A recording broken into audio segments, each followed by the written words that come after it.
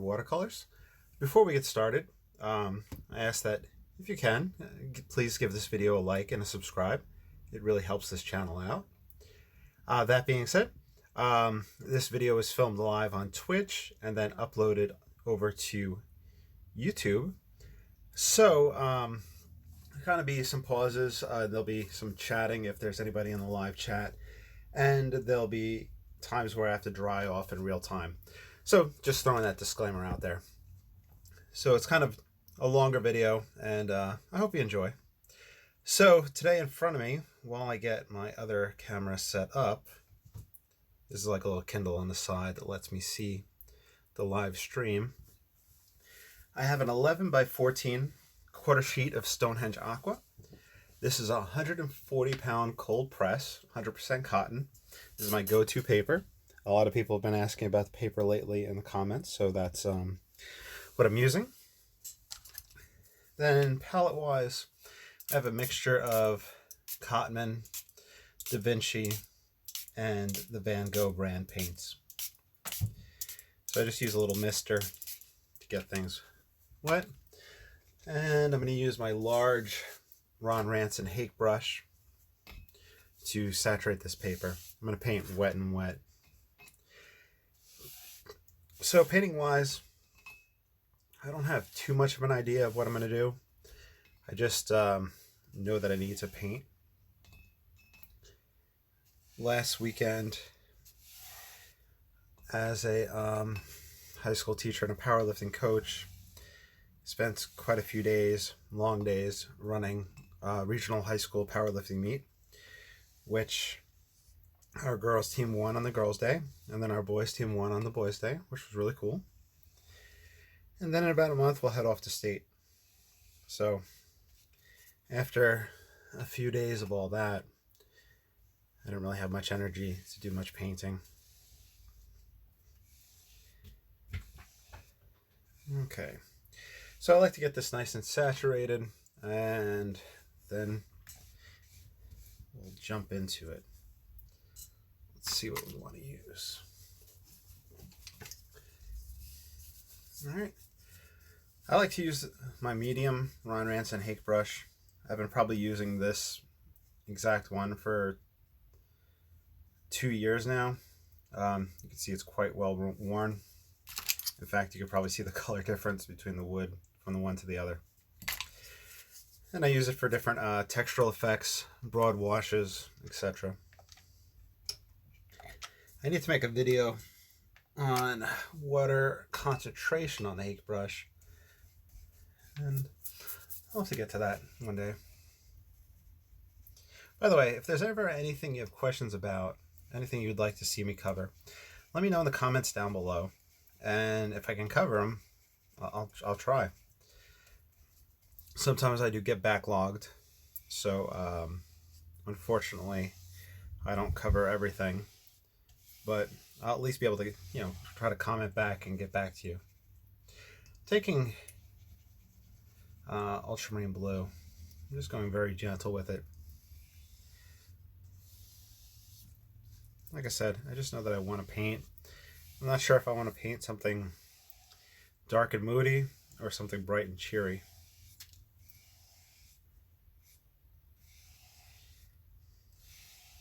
We might go bright and cheery. There's no photo reference, but I do feel, honestly, if I was painting bright and cheery, I do better with a photo reference for that. However,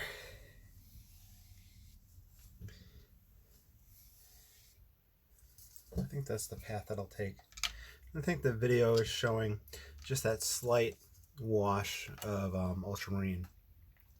Now what I just did right there was push down the binder clip, and that lets me flatten my paper if it's starting to buckle with the water concentration.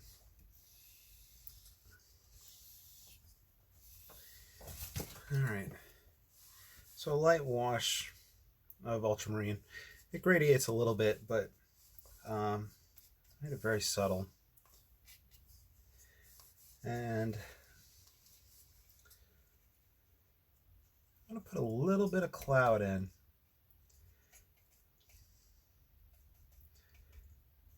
The sky is kind of influenced by my drive home from work. We had powerlifting practice today, and I had to drop by Walmart and pick up my inhaler because my lungs are still not really the best after COVID. $30 for the inhaler. That was fun. Anyway, on the drive back to home with the sun in my eyes, it was about 5:30. It was a nice blue sky with a little bit of cloud in it. So this is a mixture of ultramarine.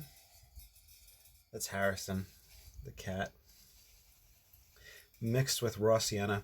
It's kind of like a light gray, the ultramarine and raw sienna, which is pretty fun. I don't want to overdo it. I just want it to be a little bit there. And since it's wet and wet, it's going to spread out, but I don't want it too spread out, so push it around a little bit.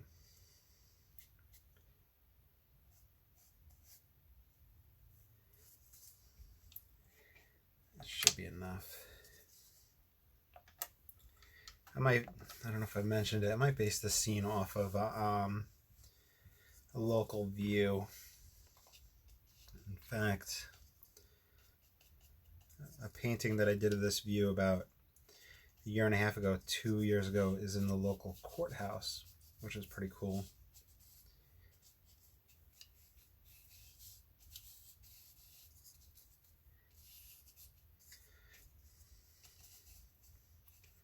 One of the judges, like judge in town, also runs what's called the Giant Omelet Festival. I'm just taking that same color just to map out this scenery, the shape. So the Giant Omelet Festival, and she had purchased the painting for the courthouse. All right, so I use that to map out just a little waterway. We'll do a little S shape right here. I usually work my way back to front with, and I'll do the mixture of light red oxide and ultramarine. I didn't clean off the brush at all. This gives me a far distant purple, but I am thinking that since I want this to be bright and cheery, let's put a little bit of this far distant back there, and then I think I might try to go like green really quick. Let's grab some lemon yellow and just see what happens with the color.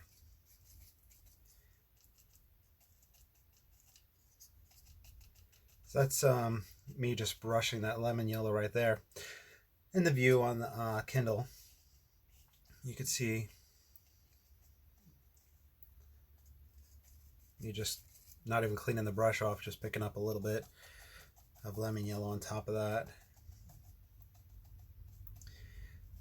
The wet and wet portion is great for reflections in water. In fact, I haven't even done the trees up on top, and I'm already doing the reflections there. Kind of just in anticipation, and also because I don't want them to be perfect, the reflections. I want just the kind of idea of it. And this will be the foreground land right here.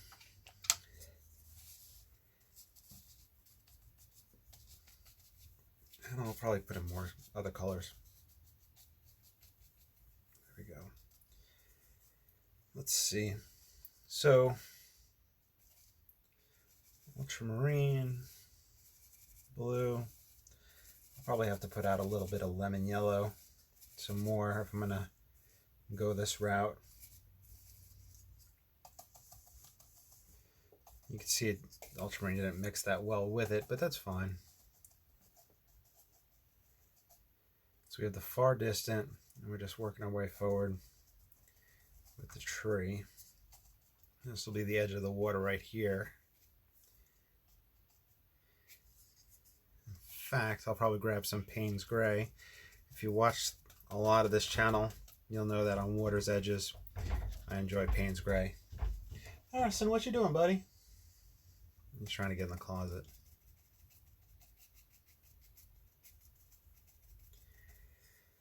So it's essentially massing in shapes and ideas. This will be a foreground, kind of trees coming in along the side right here. I'll cover up that spot. So this will be foreground. And I might do a foreground tree right here. If not, I'll have to find a way to stop the eye from going off the page. So Payne's Gray, let's grab a little bit of that. Oh, a lot of it of that apparently. Feed that right along that edge. And then just a little bit, because it's receding back in the picture plane.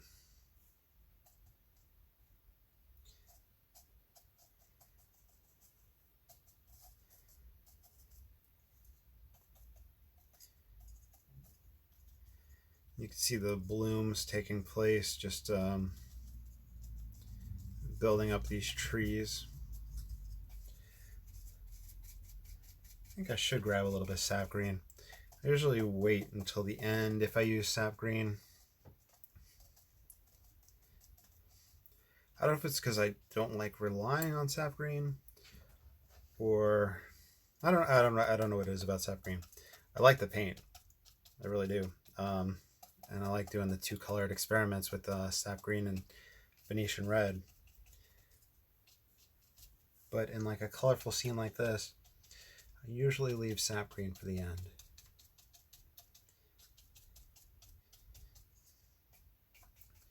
Let's grab some raw sienna. Foreground right here.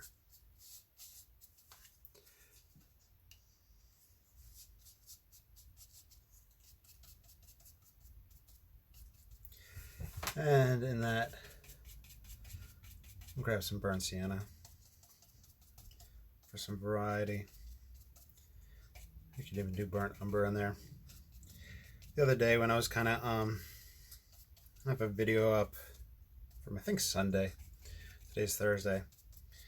I just kind of talked about the palette a little bit that I use because some people were asking about it. I realized I don't use burnt umber by itself. Or at least I couldn't think of a time when I really do. So there it is, some burnt umber unmixed, just fed in there. Let's grab ultramarine. Just put some shadows in here.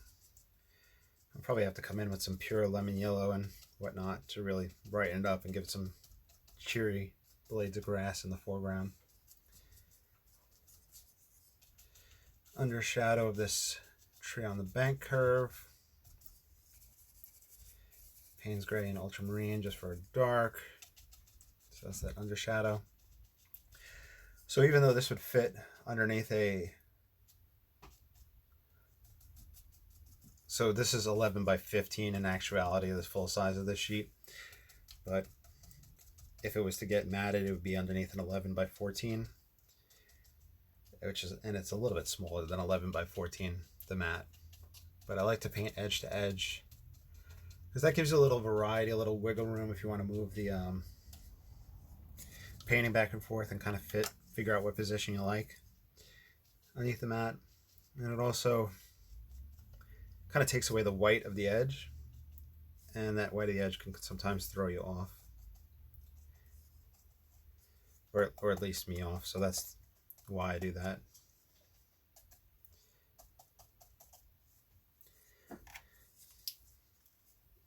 So let me kind of take a look for a moment.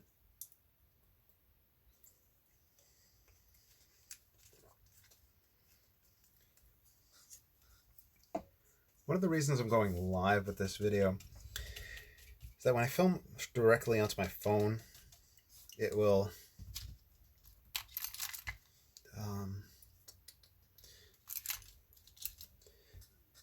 it'll kind of give trouble after a few minutes, after 30 minutes. So I kind of wanted to go a little bit longer than 30 minutes. Here's the #1 rigor. With wet and wet stage, you can feed in trunks and branches and have a lot of fun with it. And with this one, I'm just kind of using that dark mix of the ultramarine and Payne's gray. So anyway, you could feed in and they'll soften up. And then the next layer that we do on top, this will help create a sense of depth.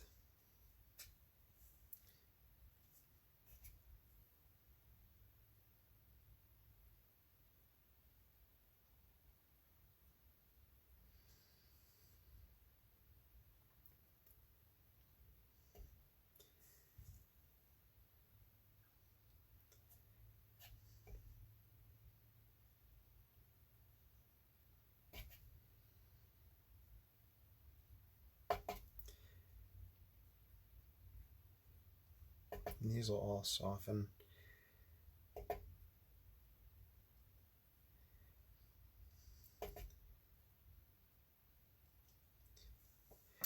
Now, one thing we could play around with is Phthalo Blue. I haven't used Phthalo Blue in a while, and it's super strong.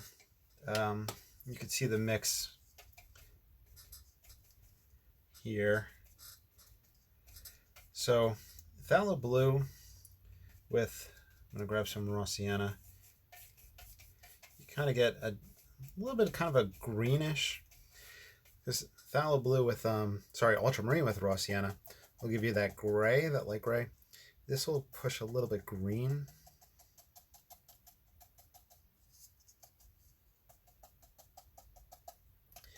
Now I'm trying to go sporadically with my pattern here.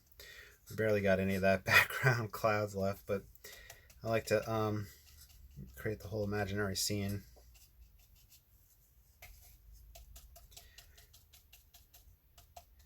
So some things might not show through at the end, but it just helps your imagination grow. So anyway, that's a Phthalo Blue right there with the raw sienna. Let's do burnt sienna. I kind of adopted these mixes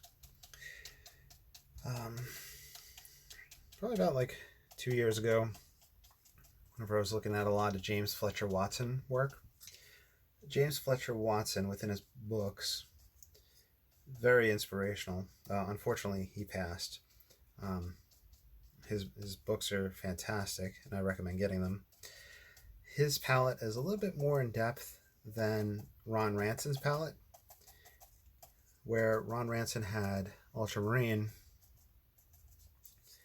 James Fletcher Watson had ultramarine blue and Phthalo Blue. And that Phthalo Blue was mixed, from what I remember, with the earth tones. And this is mixed with, what is that right there? Burnt umber. And it hits the more earthy greens, while ultramarine mixed with those earth tones hits kind of those grays and those darks. So you get a dark with both mixes, but that was a big difference that I found in the palette between the two of those gentlemen, Ron Ranson and James Fletcher Watson. By the way, if you're into this whole hake painting, I have obviously other videos on my YouTube, and I have a Patreon account if you ever want to support the channel, and other links down below. But I also moderate. I'm one of the moderators on a Facebook page dedicated to painting in this style of fast and loose with the hake brush. It's called Ron Ranson Disciples. So if you're into that, check it out and sign up.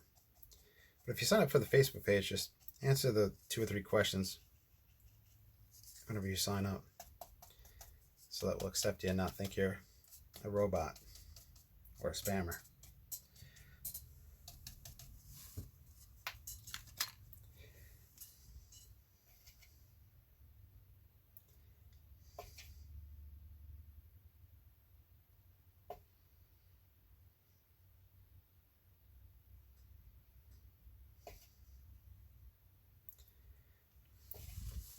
I always get a good laugh out of my water.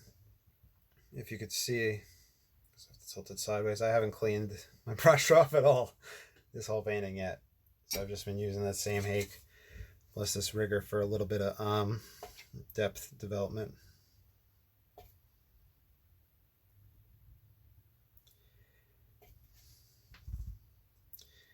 The unfortunate thing, and you can use it as a positive, well, splatter and paint is an unfortunate thing.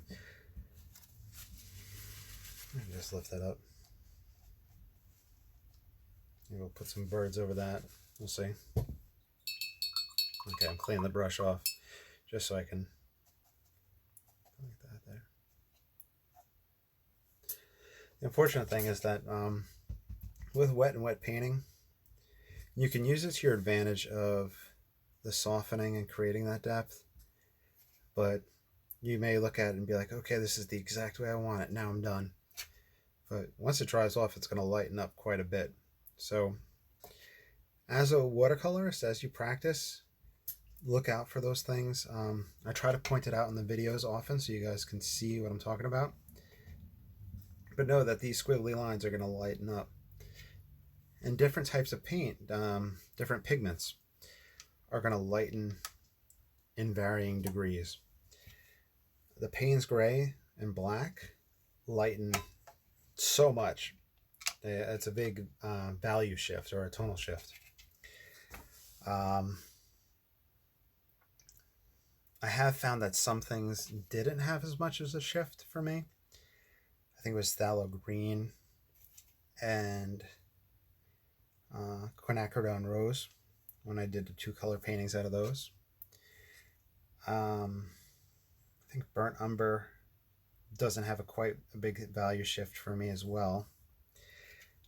I think a shadow in this water will help stop the eye go off the page. We'll have to build up that dark. Anyway, that's part of the game with watercolors, is learning or anticipating those types of changes. You know, using them to your benefit and just having fun. I'm just taking the rigger, just kind of going along. One painter I love, who you might know, Stuart Davies. He's an oil painter, and in his videos he'll roll up the paper towel at the end or a rag and slap the painting with it in a very weird fashion, and that's to get very fine little lines and very different effects. So some of my styles very highly influenced by Stuart Davies.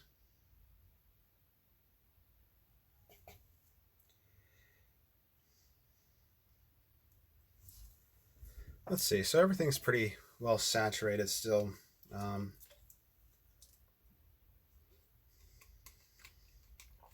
I do have all the lights on this, and it is in the video looking darker than it is in person. Let me see if I can come up with a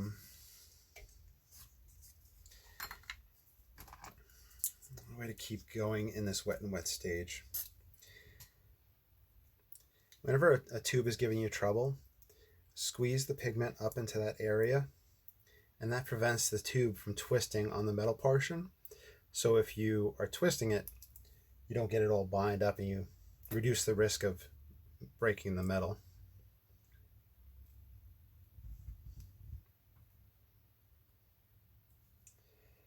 All right, lemon yellow, fresh from the tube.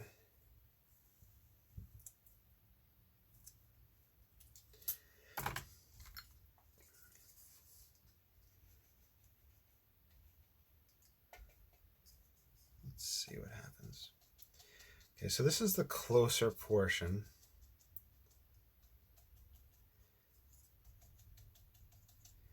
This is very heavily applied. I didn't clean the brush off.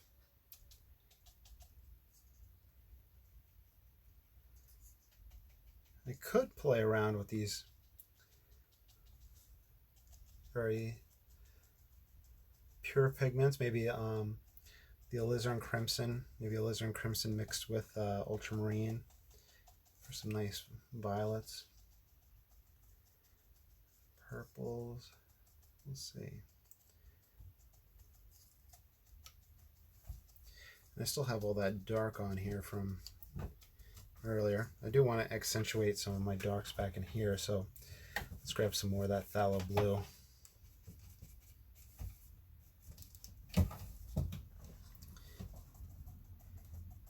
The darks on the underside. The cool thing with the hake brush is right now I have lemon yellow on that side and I have my dark on the other side. I don't do it that often, but it is a benefit. Or you can just put the brush down and grab a different one, you know. Let's build up our darks to prevent the eye from going off the page. Build up the dark in the shadow. Go horizontal across here for the horizontal plane of the water.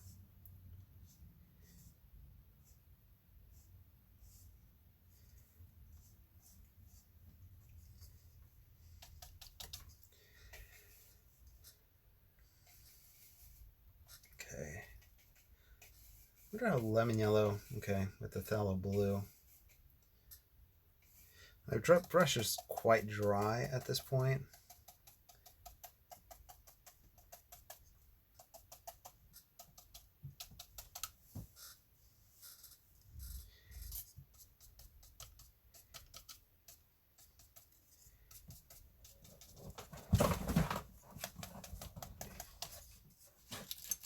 Let's do a little scraping.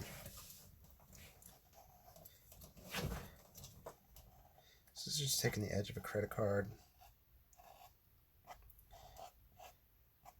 Kind of let it skip along, let it weave in and out. If the paper's too wet, it'll backfill and you'll just get dark lines. Or you could do a thick enough line that'll prevent it from backfilling.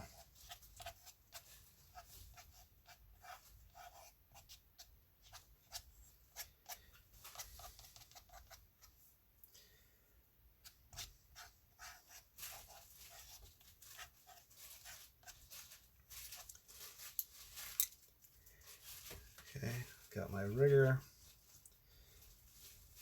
I just want to get a nice dark going.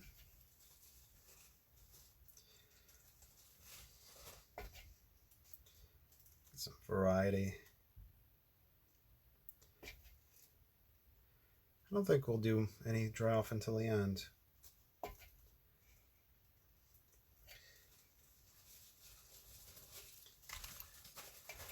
Darken that up.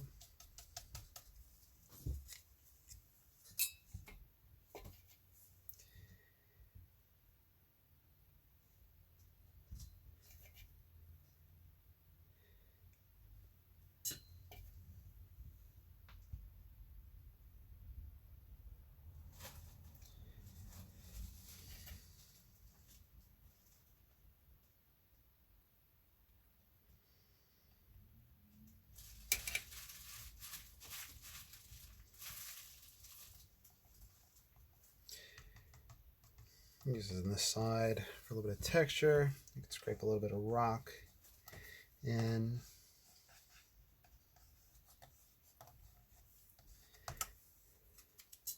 And we'll get an idea of what else needs to be done. I wonder if we did Alizarin Crimson. Part of me is like, don't do it, because I know I will need to wash off the brush for that. And I'm kind of enjoying having gone this far without washing off the brush. but we could play with those other colors. Foreground. Let me build up these trees and we'll think about it. This is dry up here, so you can see the different texture that it's creating now. Well, maybe we can get the concept of branches coming out towards us.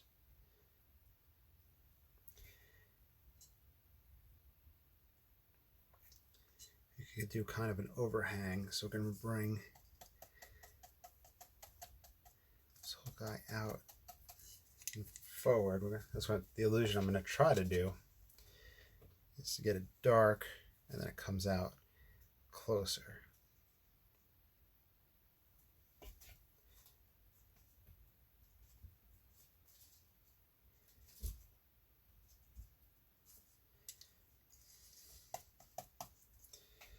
Some pure lemon yellow to pop it closer. Fortunately, that's like right in the center of the painting.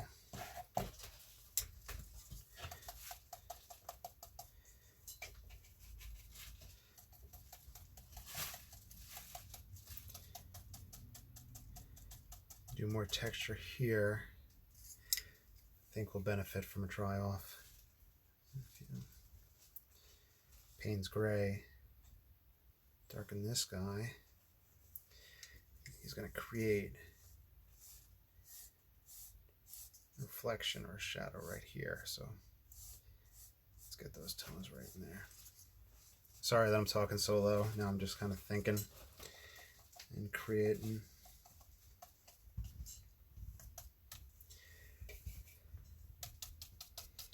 We need dark here to stop the eye.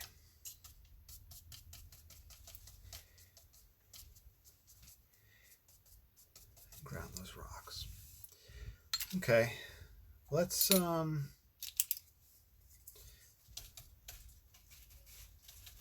gray. Do a wash off.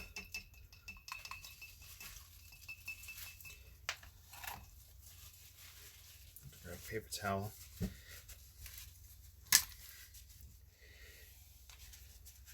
Push these colors off. That's the good thing about the butcher block palette, the butcher tray.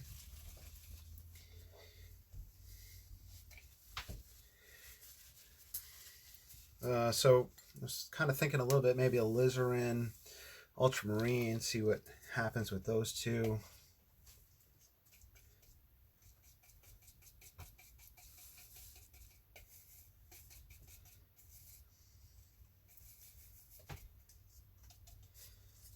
Need to dry off for that.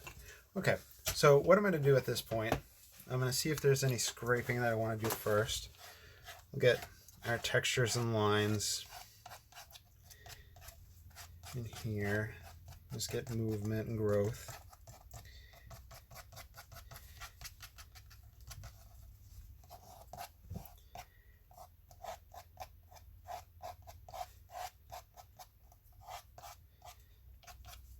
I'm going to do a dry off, so if you have headphones on, watch your ears. It'll take about 10 seconds.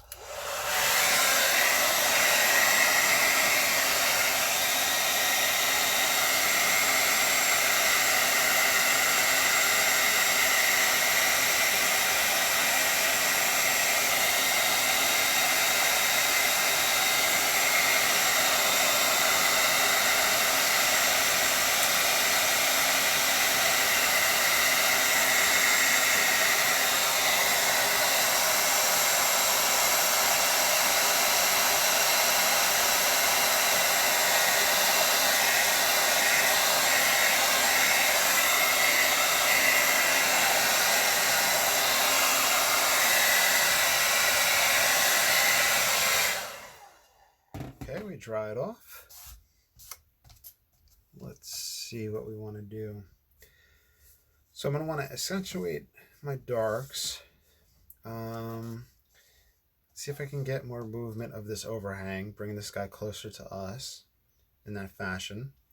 And then from there, I also wanted to play with the Alizarin Crimson. Let me see if I can finely tutor that. Get some fresh alizarin out.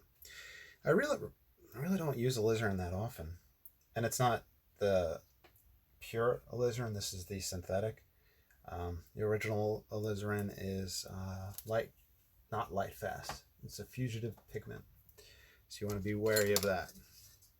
I think some brands still use that pigment, and I don't know why. Always check out the light fast information on your paints. Just kind of do a little bit of this pretty color in the foreground.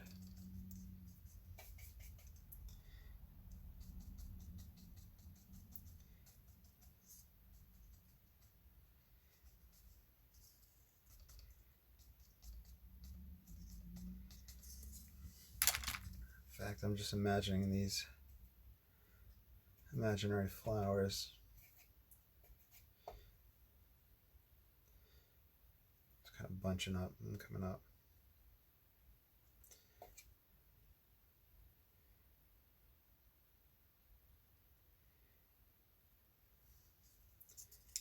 A little bit back in here too. Okay, like it's climbing up the side. Okay, so Payne's gray. Now build up my dark. Now, the one thing to be cautious of here, see how I didn't use the word wary? I feel like I've been using that a lot. The one thing to be cognizant of, one thing to be, I don't know. Okay, so these paints now are a higher concentration of pigment, and it is no longer wet and wet, but there will be a little bit of drying shift that takes place, so you just want to be aware of that. And I think it will grab some burnt umber into this mix, and I'll let a thicker trunk come through. I'm using the number 1 rigger. I should have probably switched to the number 4 for the thicker one, just to make it easier, but that seems to help right there.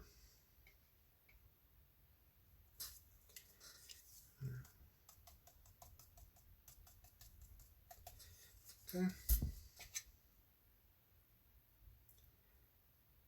And the vines and growth amongst it. Okay. Now this guy,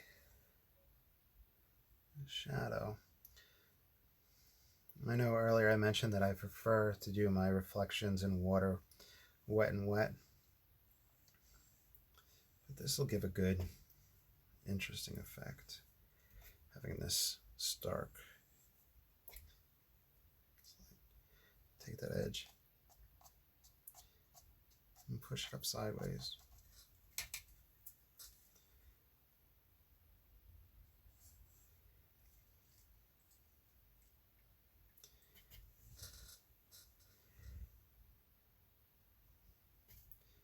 So I want this guy's branches to come out towards us. And the goal is having darker tonal value to help them come forward.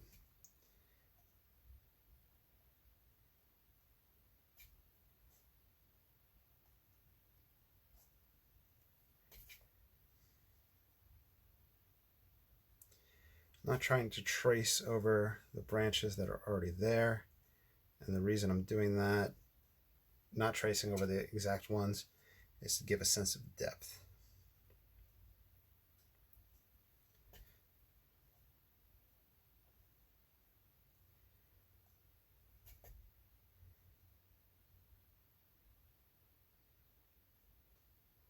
Reaching out for the light from underneath these.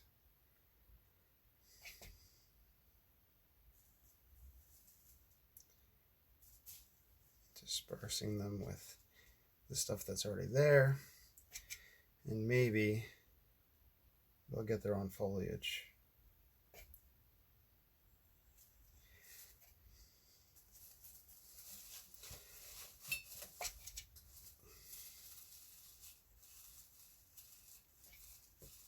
We could even have little stragglers come in the foreground. Now we have this purple pigment, the Alizarin ultramarine. Let's put a little bit down there. Let those flowers grow on the other side.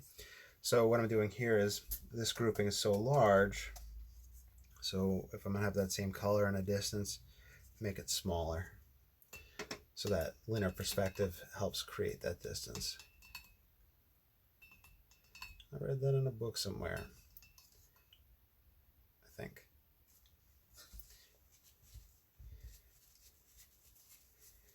Okay, let's get, see, now is when I would be like, okay, sap green.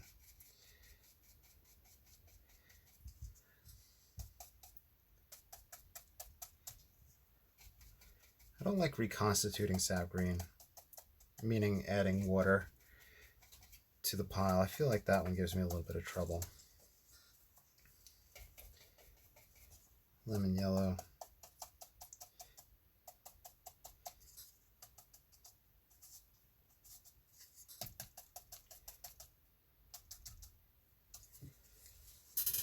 Stand up, let me take a moment.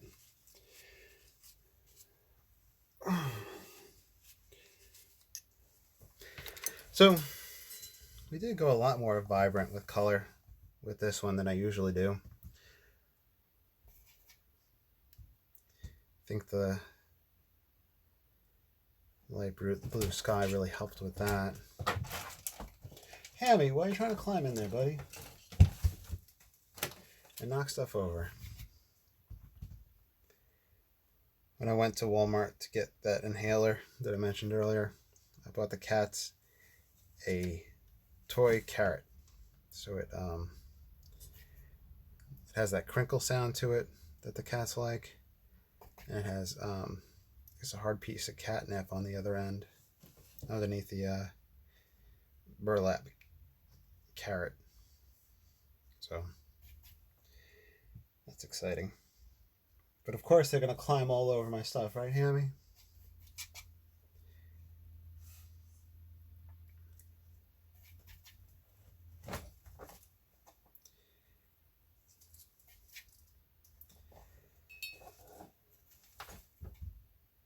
Just adding more dark.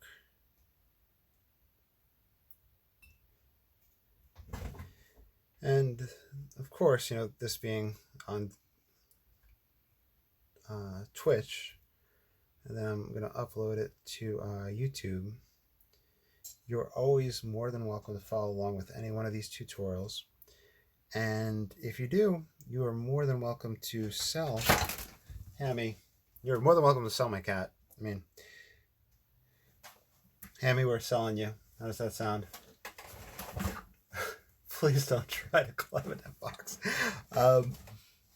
You're more than welcome to sell any art that you create copying one of these tutorials. You're more than welcome to sign your own name to it. I want you guys to be successful and have money for art supplies. You know, art supplies are expensive. Yes, you got in that box. He's all the way up on top. And I have a box that I have cut, kind of one side of it's open. And on the side of the box, I cut a little window for me to open up. And I could put the fake still life stuff inside and open up the lighting and take a photo for painting of a still life. And he is all the way up in that box. He has used that box more than I have. I'm just taking that Payne's gray and just creating little foreground elements.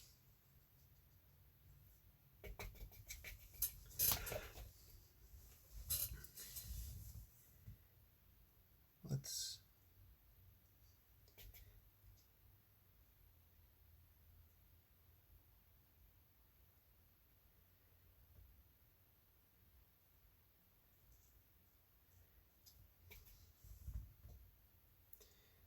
get another tree. Why don't we do another little bend?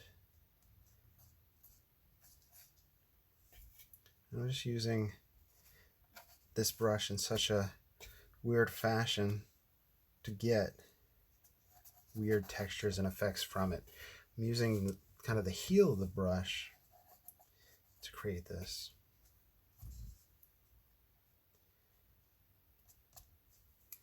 And from there, we'll stipple over it with our hake.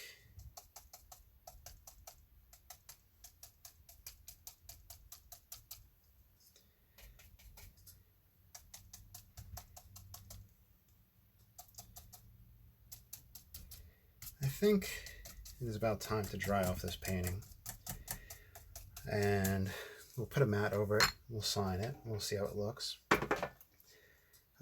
Maybe we should put little birds in.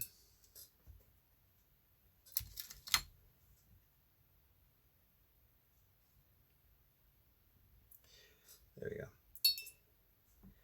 I'm going to do a quick dry off, so I have the blow dry here, and then we'll put a mat over it. So if you have earbuds on, watch your ears.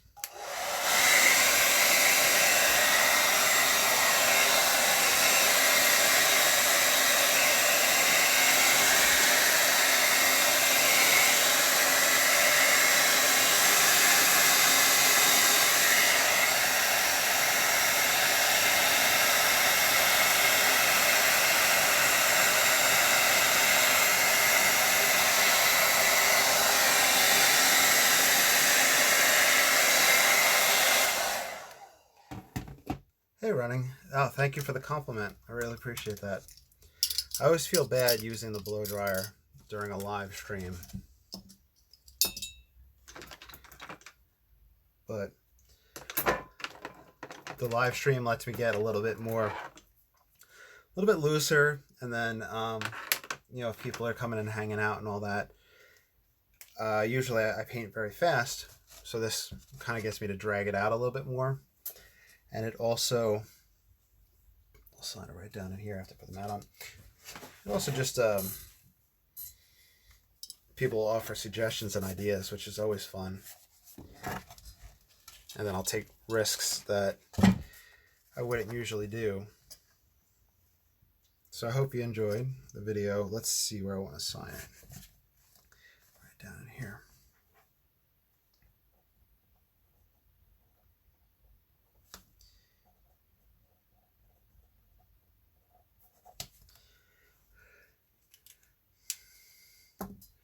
Oh yeah, oil and I don't use acrylic. I'm not good with that. I love oils.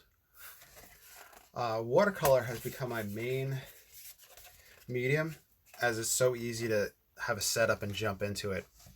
Are you currently learning watercolor?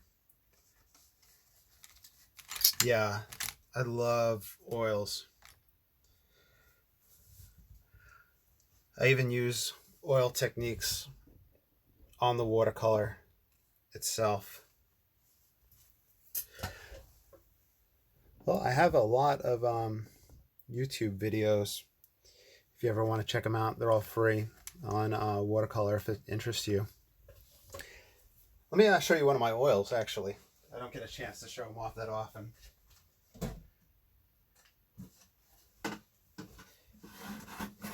Here's a still life that I had done. I just really enjoy being able to like kind of layer and glaze with oils, but the setup and cleanup is always just kind of a chore.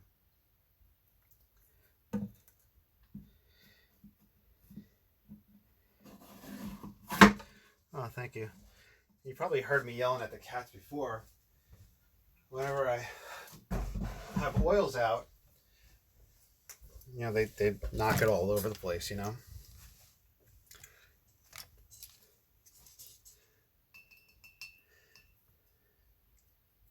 Yeah, I think that's one of the best benefits of oils is that you can keep working it. Acrylic, you can't re-wet.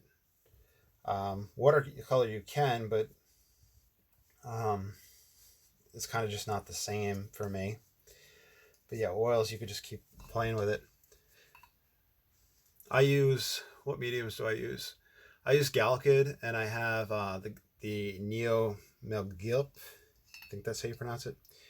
Do you use any mediums, or do you use oil straight from the tube? I'm just cleaning up my brushes before I turn off the stream. What else did I use? Excuse me. Oh, you use both those mediums as well? Yeah. I used the Neo McGill after watching David LaFell. He has, I don't know if you know, if you're familiar with him, David Leffel, I believe. They call him Modern Rembrandt. He has, it's a streaming service you have to pay for. And I had signed up for a month or two. And he used like the original, whatever it's based off of. It was just such really cool usage. And then the Galkid, just how you can kind of glaze with it. It's really nice.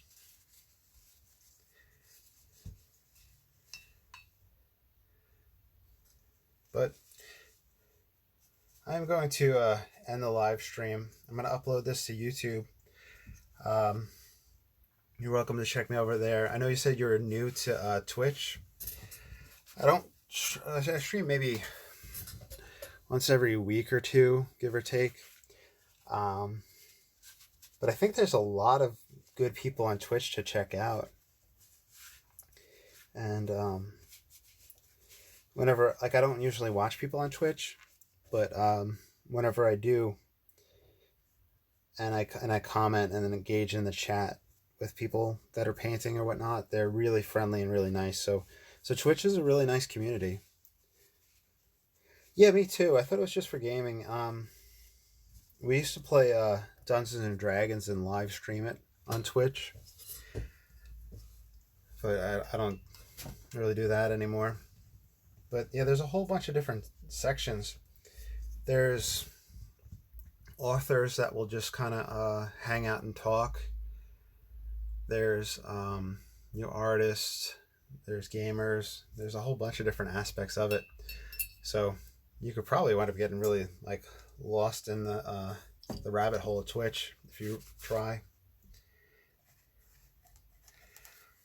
But okay, I'm gonna sign off. Good luck with Twitch and all that, and hopefully I'll talk to you again soon. Everybody out there in YouTube and Twitch land, y'all take care and have a good night and be safe. All right. Bye. Yep, you're welcome. Bye.